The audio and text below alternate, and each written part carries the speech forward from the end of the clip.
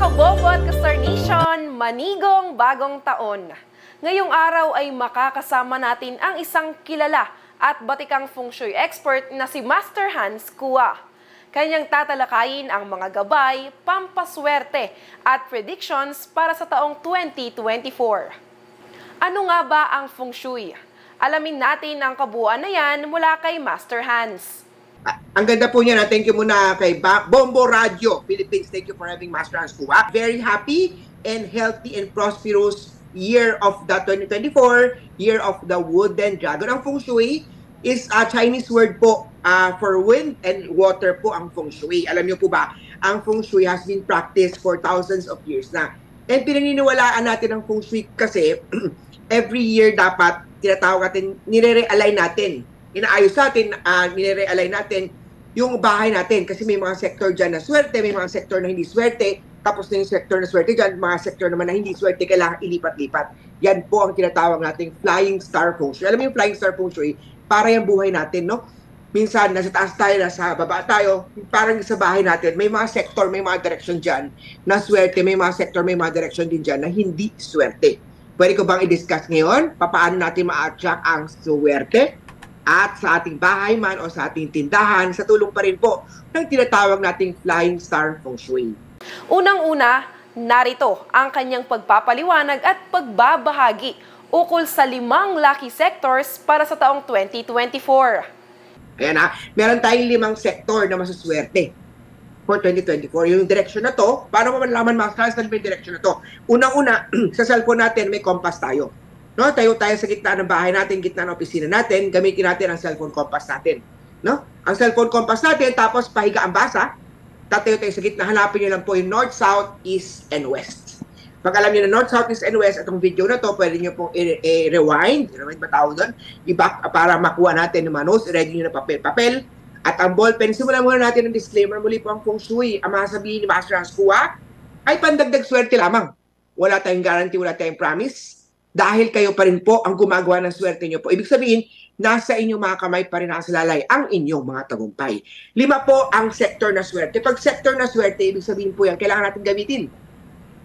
Dito kayo mag-stay, dito kayo mag-work para ma-activate ang swerte. Ang unang sector na swerte is nasa southwest sector. Nasa southwest sector kasi, ang tinatawag nating long-term success star.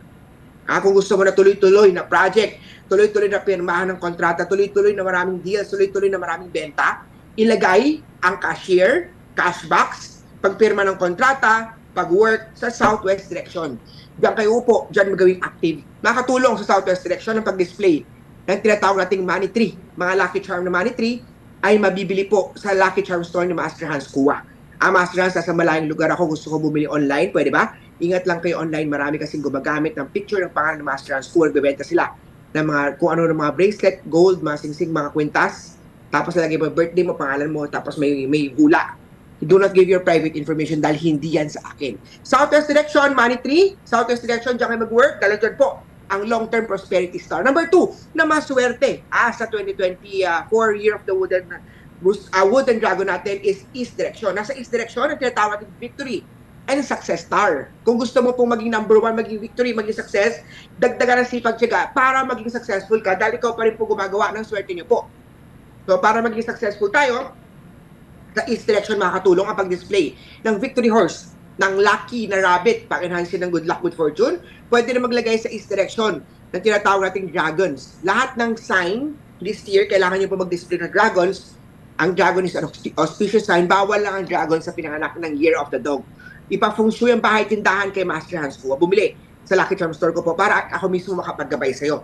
East direction is victory and success. Number 3 na sector na swerte is sa northeast direction. Nasa northeast direction kasi ang tinatawag natin sector naman po ng heaven blessing or mga opportunity or malaking swerte na parating. Northeast direction, maglagay kayo dyan ng tinatawag nating General Kwan Kong. Pwede pong mag-pray. Yung mga santo po ilagay sa northeast direction. Diyan humarap pag nagpe-pray this year. Share your blessing para ang blessing po, opportunity dumating po sa inyo. Lumabas, mag-work, makipag-socialize para opportunity ay makuha. So northeast is lucky. Number 3, na swerte is nasa north direction. Nasa north direction, ang tinatawag naman nating money star. Sa mga gusto po ng pera, financial growth, businessman, career man, anything about sa pera, nasa north direction, dyan mag-work, mag-active po dahil nasa north direction, ang tinatawag nating money star sa 2024 Year of the Wooden Dragon natin. Ang pang-apat na pang-lima na sector na swerte natin, love, para sa mga single o para sa mag-asawa at gusto nila ma-attract o ma-enhance ang relationship nasa northeast direction po. Nasa northwest direction, northeast is a blessing, northwest direction po ang love and education star. No? So, northwest direction makakatulong pag-display dyan ng happy couple, ng mandarin ducks, ng rose quartz para ma-enhance ang love relationship, matulog with your headboard sa northwest direction. Northwest is love, north is money, northeast is heaven blessing, east is victory and success, southwest is multiplication or long-term success this year. Yan po yung 5 swerteng sektor na dapat gamitin sa 2024 year of the Wooden Dragon natin. Kung may mga lucky sector, aba syempre, hindi rin mawawala ang mga unlucky sector para sa bagong taon. Alamin natin ano nga ba ang dapat gawin upang maiwasan ang kamalasan sa ating buhay para sa taong 2024. Pag-usapan naman natin yon, mga kahanswerte, ang tinatawag nating mga unlucky sector, hindi pa swerte sector sa 2024. Ang unang sector na hindi swerte dyan is nasa south sector. Nasa south sector kasi ang theft, scam, cheating, or betrayal. So, make sure sa south sector nyo po, lagyan ng CCTV. Kung ang pintuan nyo po ay nasa south direction, make sure nyo po na may aso, may guard na dog dyan, o may taong babantay dyan. Ipadlock, bantayan. Kung nakita nyo sa main door nyo po, is sa south direction, dapat po iwasan sa family members, ingatan ang scam, theft, or cheating. South direction, rhino, elephant, or food dogs na lucky charm or protection charm, evil eye, pang-cure yan sa theft and robbery. Number 2, na hindi maswerte sector is the center. The gitna ng bahay, gitna ng opisina, andyan po nakalocate naman ang tinatawag nating anger, misunderstanding, conflict, or mga kaso, court case. Kaya naman ayaw natin yan. Bumisita ng personal sa Lucky Charm Store ni Master Hans Kua sa Cityland Shaw Tower, Shaw Boulevard, Mandaluyong City, para makabili ng tinatawag nating anti-lawsuit para hindi kayo makasuhan. Anti-anger, anti-misunderstanding. Yan, marami po yan. Iba't ibang klaseng charm yan. Personal kayo pumunta sa tindahan ko po para hindi kayo maloko online. Marami kasing gumagamit ng pangalan ni Master Hans Kua.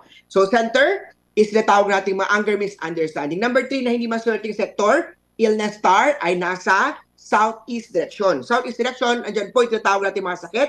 Illness star, magpunta kay doktor dahil hindi manggagamot si Master Hans Kua at hindi po nagagamot. Para sa mga kalusugan, si doktor muna. Iwasan matulog with your headboard on the southeast direction. Iwasan, bawal matulog sa southeast direction ng kwarto na bahay. Maglagay ng holy gourd, ng hulu, ng medicine Buddha, ilagay sa southeast sector.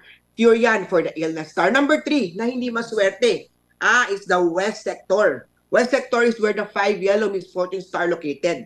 Itong 5 yellow misfortune star, siya po yung star na nagdadala po ng problema sa career, problema sa pag-ibig, problema sa kalusugan, kamalasan, and even mga aksidente. Ayaw natin yon.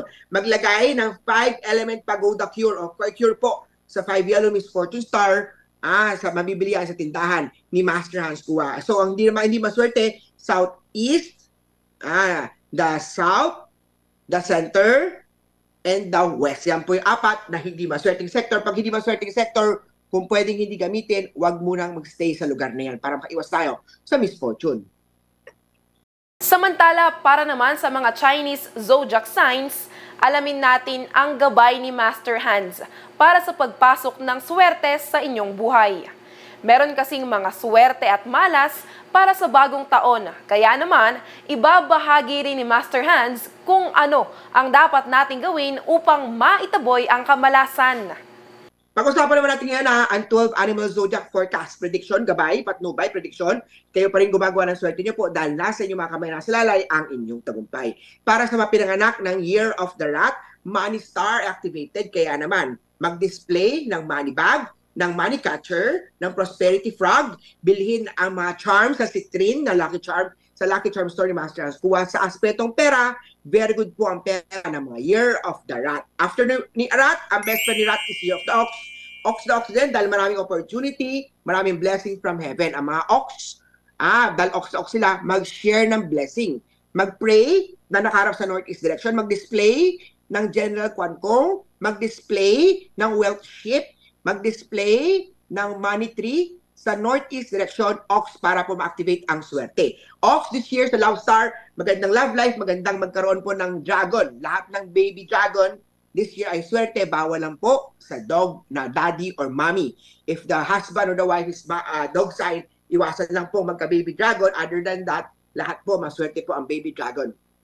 After po ni Rat ni Ox, parehas lang okay. Year of the Tiger naman, this year, kailangan po nila mag-socialize, mag-mingle, maraming opportunity, maraming benta, maraming tutulong.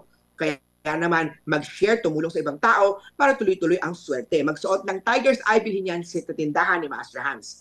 Year of the Rabbit naman, may success and victory star. Maging hands-on sa career para hands-on ang swerte. Hands-on ako sa negosyo para hands-on din ang swerte. Sa Year of the Rabbit naman, this year, nasa kanila po ang victory success, mag-display ng lucky rabbit, ilagay yan sa east direction, mag-display ng victory horse, ilagay yan sa east direction, mabibili ang mga charm na yan sa tindahan ni Master Hans Kua. After po ni rabbit, ito naman dragon. Ang mga year of the dragon, year of the dog, year of the ox, year of the sheep, kailangan itong apat na sign na to mag-display o mag-cure ng Tai Sui. Sino naman itong Tai Sui na to? Ang Tai Sui po is the year god. Siya po yung nagko-control for the year. Siya po nagdadala ng kamalasan. Kaya naman, if na-appease, alayan mo o dadasalan mo sila naman po ay posible na magdala ng support, magdala ng blessing at abundance sa inyo. Si Tai Sui po, dragon, dog, ox, and sheep. Kailangan po ng apat na yan.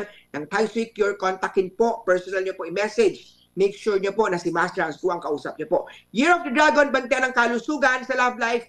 Mood swing ang dapat iwasan. Holo, Holy Gourd, Medicine Buddha, magpunta kay doktor. Yan po ang mga cure na kailangan ni Dragon. After po ni Dragon, ang Year of the Snake, parehas po sila na mood swing ay matindi. Bantayan ang kalusugan, mag-exercise, magpa-araw, maging happy, bantayan ang mental health ng Dragon at ng Snake. Illness are activated. Sa southeast direction, do not sleep with your head born sa southeast direction. Mag-display sa southeast direction ng Dragon, mag-display sa southeast direction ng Holo, mag-display sa southeast direction ng Medicine Buddha, mag-display sa southeast direction ng Holy Gourd. Maglagay ng mga metal elements sa southeast direction, pang-subdue, pang-weekend yan ng mga illness star. Magpunta kay doktor. After po ni Dragon and Snake na may kalusugan problem, ito naman ang Year of the Horse. Ang Year of the Horse, masyadong uto-uto this year. Masyado sila madaling mapaniwala. Mag-ingat sa mga sinasabi o mga nakikilala online o mga online na mga produkto. Ang mga nakakausap ko sa kayo online, baka kala mo si Master Hans Kua, hindi sa akin yan o hindi yan si Master Hans Kua. Make sure na personal ka pumunta sa tindahan ko po. Year of the Horse, this year, theft, robbery, scam, or betrayal sa pag-ibig, pagdating sa pera. Huwag kagad magbigay ng pera, huwag kagad ilabas ng pera, huwag kagad mag-invest, lalo na pag hindi ka sigurado. Sa pag-ibig naman, kilalanin siyang maigi. Makakatulong ang pag-display ng food dogs, ng rhino elephant, magsuot ng bracelet na tinatawag nating piyaw, magsuot ng bracelet ng anti-evil eye, cure po yan sa number 7 star na theft, robbery, scam, or cheating sa Year of the Horse. Bumisita, magpa-astrology, magpa-feng shui kay Master Hans. Master Hans sa ibang bayan na wala sa Metro Manila. Pwede ba kita papuntahin sa Luzon, Visayas o Mindanao?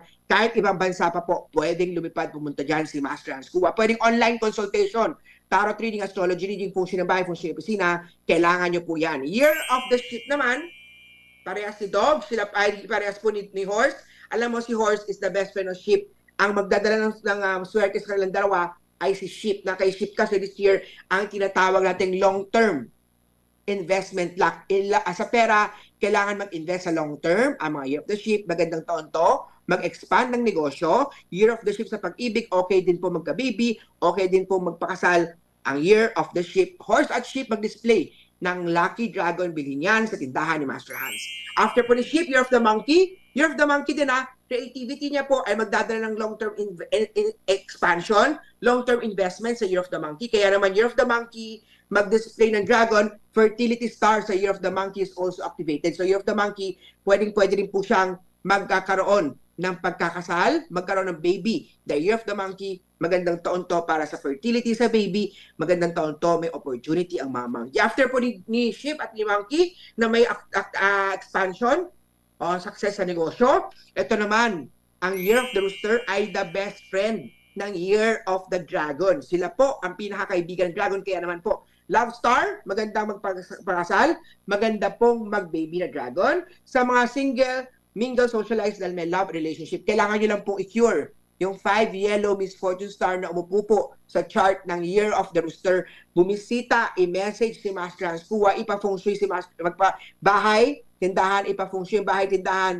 Ako mismo pupunta sa lugar niyo po. Pwedeng online consultation, 5 yellow misfortune star. Year of the Rooster is very good this year. Kailangan lang po i-cure yung 5 yellow misfortune star para ma-enhance ang swerte.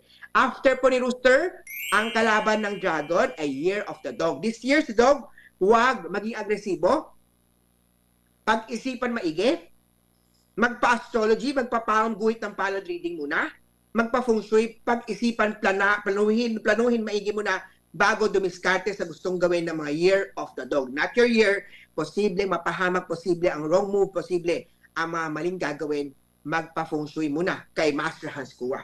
Love star ng mga Year of the Dog, very good. Examination luck star ng Dog ay very good also. Year of the Pig naman, this year, ay parehas po sila ni Year of the Dog na flower of romance. Ibig sabihin, umaati ka po. Very flower, o very colorful ang pag-ibig ng Year of the Pig at Year of the Dog ngayon. So, love star, magsuot ng rose quartz, mag-display ng happy couple, mag-display ng mandarin ducks, ilagay sa northwest direction, bilhin ang mga kailangan sa tindahan ni Master Hans Kua, magpa-love astrology, love tarot reading kay Master Hans Kua. Pwedeng online, pwedeng via face-to-face. Year of the Piggy, love and examination luck star ay very good din po sa Year of the Pig o Year of the Boar this year. Kaya naman po muli po, tapos na po sa 12 side. Ito po yung mga gabay patnubay prediction lamang ni Master Hans. Kayo pa rin pong gumagawa ng swerte niyo po dahil nasa inyong mga kamay, nasa lalay ang inyong tagumpay. I-follow niyo po ako sa aking Facebook, sa aking Instagram, sa aking TikTok, sa aking YouTube. Mag-subscribe kayo sa YouTube ko dahil araw-araw ko may mga legit, real feng shui video mula sa Real Feng Shui Master Hans Kua. Ang aking Facebook, araw-araw yung updated. Instagram, araw-araw ko may mga makikita niyo mga activity ni Master. TikTok at saka Twitter, activated at very active po ko dyan. Kaya naman ingat din po kayo sa Facebook, sa Instagram, may mga paid sponsored posts. Bayad po yun, nagbebenta ng mga Lucky Charm, ginagamit ang face, pangalan ni Master Hans Kua. Hindi yan Lucky Charm at hindi yan sa akin.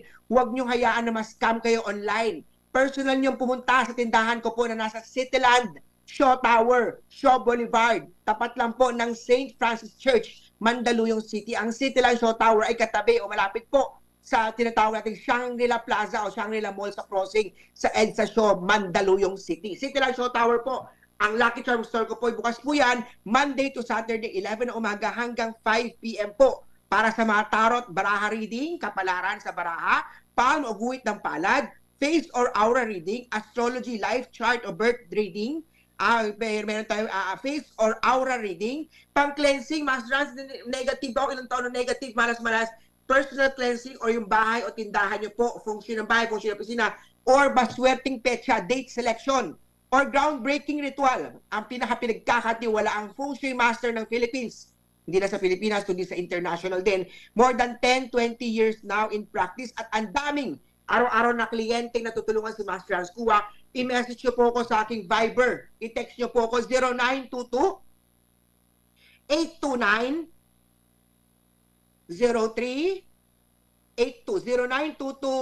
0922-829-0382. Nakalagay po ang aking cellphone number na 0922-829-0382 sa aking website, masterhanskua.com. Yan po ang aking website.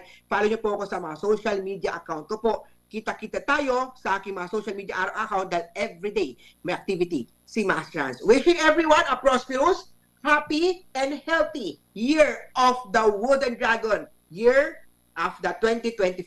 Have a great year po sa inyo lahat. Ako muli, si Master Hans Kua.